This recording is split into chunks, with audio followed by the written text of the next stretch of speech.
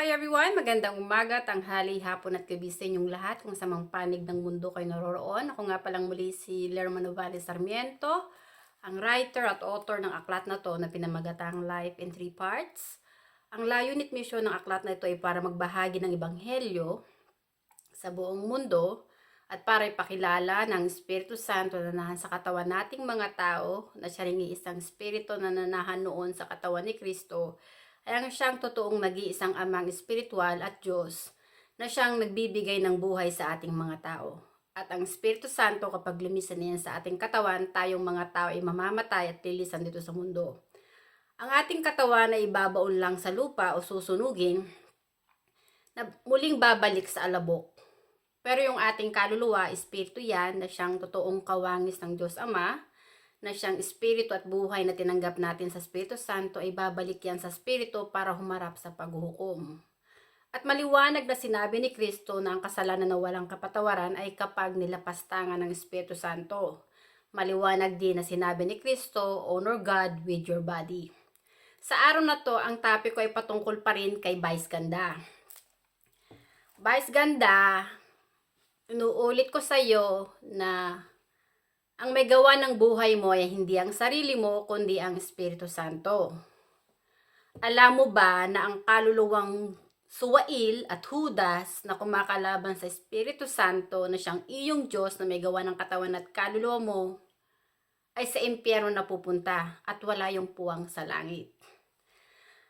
Bilang isang tagapagsalita ng Espiritu Santo, gusto kong gisingin ang diwa mo, Vice Ganda, na bilang na ang mga araw mo. Dahil ang katawan mo, sagradong tahanan niya ng Espiritu Santo.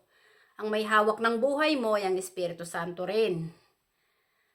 At sa araw na lumisan ka na dito sa mundo, dahil binawi ng Espiritu Santo yung buhay na ipinahiram sa iyo, ang kaluluwa mo, babalik yun sa Espiritu Santo para humarap sa paghuhukom. At dahil naging Judas ka sa Espiritu Santo na siyang Diyos na may gawa ng katawan at kaluluwa mo, marami kang mga kabataang lalaki ang niligaw ng landas na inidulo ka para lapastanganin ng Espiritu Santo, ang kaluluwa mo ay magdurusa sa impyerno. Ang buhay mo dito sa mundo ay may simula at katapusan dahil ang Espiritu Santo ang may hawak ng ating buhay, ay ang siyang Alpha at Omega. Siyang nagbigay ng buhay sa ating mga tao ay siya ring aalis sa ating katawan kung kaya matatapos yung pamumuhay natin dito sa mundo. At kapag hindi ka nagsisi, hindi ka tumalikod sa paggawa ng masama, hindi ka humingi ng kapatawaran sa Espiritu Santo bago pa umalis ang Espiritu Santo sa katawan mo, talaga sinasabi ko sa iyo, matotodas ka at ang kaluluwa mo ay magdurusa sa impyerno. Kaya hanggat buhay ka pa, at naririto ka pa sa lupa at ang Espiritu Santo ay nananahan pa sa katawan mo, repent ka na. Dahil yung katulad mong Judas, na iniidolo ang sarili at tinataas ang sarili, na nakahihigit ka pa sa Diyos, sa Espiritu Santo, ay pinarurusahan ng Espiritu Santo. Yung mga katarantaduhan mo na ginagawa sa Espiritu Santo dito sa lupa, magbabayad ka sa Espiritu Santo kapag lumisan ka na dito sa mundo. Ang kaluluwa mo, mananagot yun sa Espiritu Santo. Dahil naging Judas ka sa Espiritu Santo at marami kang kaluluwa na iniligaw ng landas na hindi kahit na maging bakla na katulad mo, ang kaluluwa ng mga taong nahikayat mo ay nasa kadiliman din. Kinakalaban din nila ang Espiritu Santo na siyang Diyos na may gawa ng kanilang katawan at kaluluwa. At kapag umalis ng Espiritu Santo sa kanilang katawan, kasama yung kanilang kaluluwa, ang kaluluwa nila ay magiging kaisa mo sa impyerno. Dahil katulad mo, kinalaban mo ang Espiritu Santo na siyang iyong Diyos, na siyang may gawa ng buhay mo. At bilang isang tagapagsalita ng Espiritu Santo, gusto kong ibahagi sa buong mundo na tayong mga tao, wala tayong pag-aari na atin. Ang ating katawan at kaluluwa, hindi natin yung pag-aari. Pag-aari yan ng Espiritu Santo. Ang Espiritu Santo ang may gawa niyan. Kaya pag binaboy mo yung katawan mo dahil sa tawag ng kamunduhan at kalaswaan, nang rape ka ng kapwa mo dahil uhaw ka sa tawag ng kamunduhan at kalaswaan, honestly, ang una mong winalangya ay hindi ang kapwa mo na pinagsamantalahan mo, kundi ang Espiritu Santo na nanahan sa katawan ng kapwa mo. At ang Espiritu Santo ang gaganti at maniningil sa'yo sa oras na bumalik na yung kaluluwa mo sa Espiritu Santo para humarap sa paghukom. Kilala ng Espiritu Santo ang mga tupa niya na nakikinig sa kanyang mga salita na naging kaisa ni Kristo na sumasampalataya sa kanya. Kilala ng Espiritu Santo ang mga Judas at mga ulupong at mga bulaang propeta at mga anak ni Satanas na naging kaisa ni Satanas na Judas na kumakalaban sa Espiritu Santo na siyang Diyos, nag-iisang Diyos na nagbibigay ng buhay sa ating mga tao.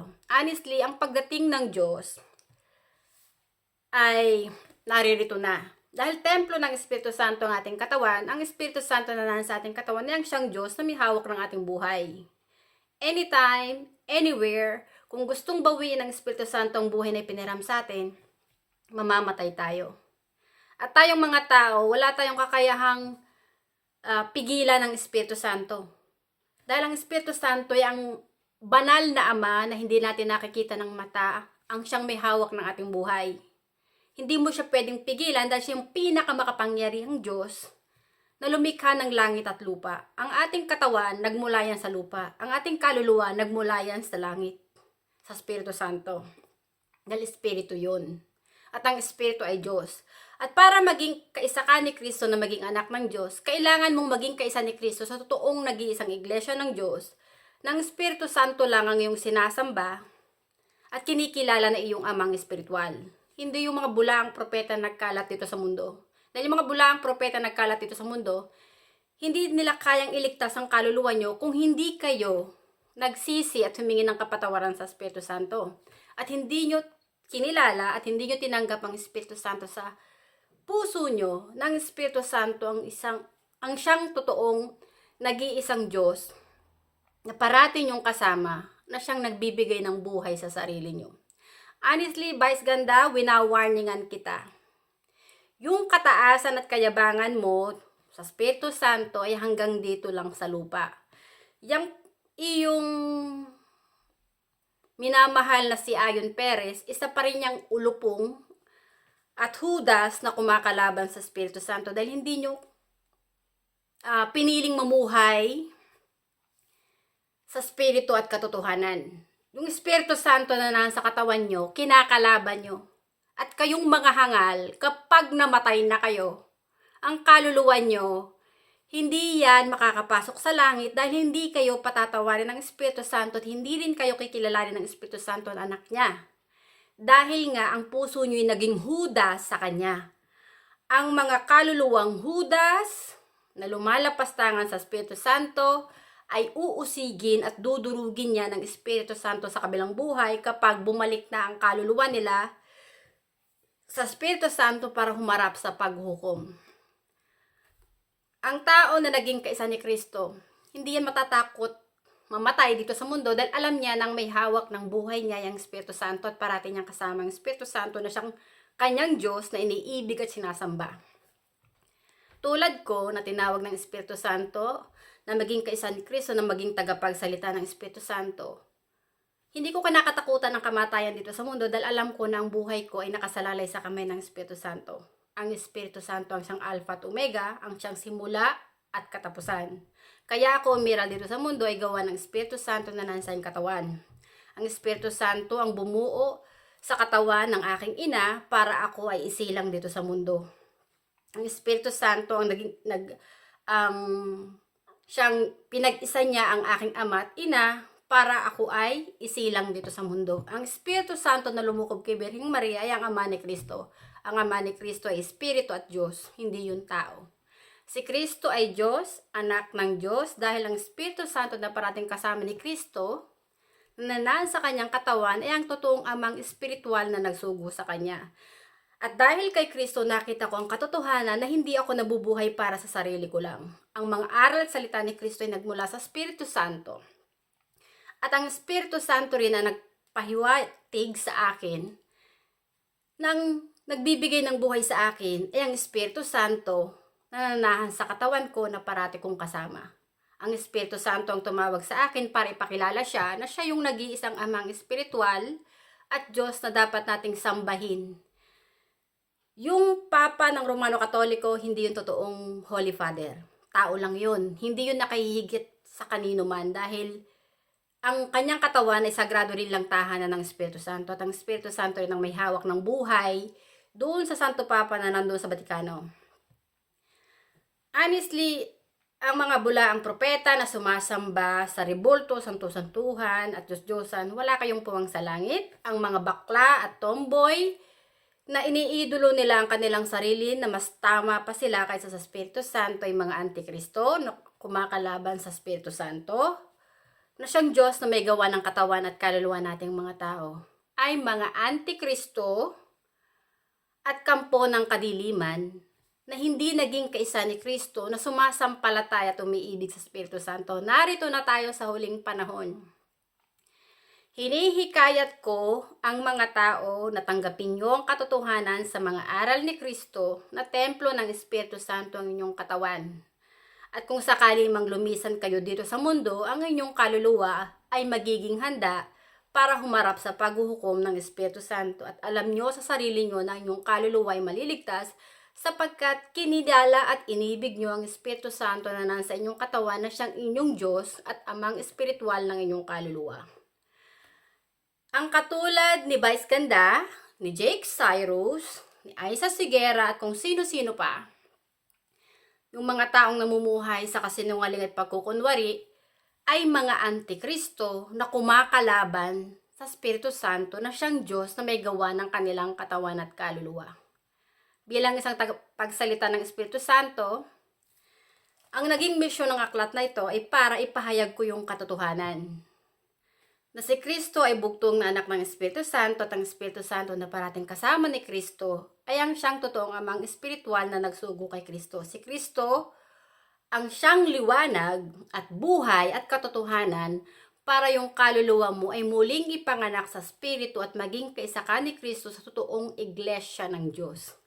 Ang iglesia ng Diyos, ang mga salita ni Kristo, ay nagmula sa Espiritu Santo na nanahan sa katawan ni Kristo. At ang mga sinasabi ko ay nagmula din sa pangalan sa Espiritu Santo. Dahil yung salita ni Kristo, tinanggap ko yan sa Espiritu Santo na nanahan din sa aking katawan. Ang Espiritu Santo na nasa katawan ni Kristo ay siyang iisang Espiritu na nasa katawan ko, ay siyang Diyos, Ama, na siyang may gawa ng langit at lupa.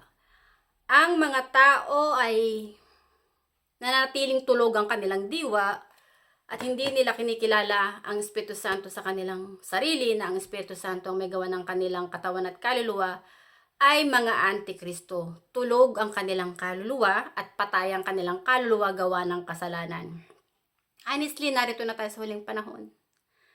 Ang Panginoon ay sa kanyang pagdating, hindi mo siya makikita ng mata. Pero malalaman mo na dumating ang Diyos sa sarili mo kapag umalis na ang kaluluwa mo sa katawan mo, kasama ang Espiritu Santo. Binawi na ng Espiritu Santo ang buhay ni piniram sa iyo kung kaya mamamatay ka at lilisan ka dito sa mundo. Ang kaluluwa mo, ang siya lang makakapunta at makakabalik sa Espiritu para humarap sa paghuhukom. Yung mga pera, karangyaan, kasikatan, mga material na bagay, lahat ng meron ka dito sa mundo, iiwan mo yan. Hindi mo yan madadala sa kabilang buhay dahil hindi naman yun ang huhukuman ng Diyos kundi ang kaluluwa mo. Kung naging totoo at tapat ka sa Kanya o naging demonyo ka na kumakalaban sa Kanya.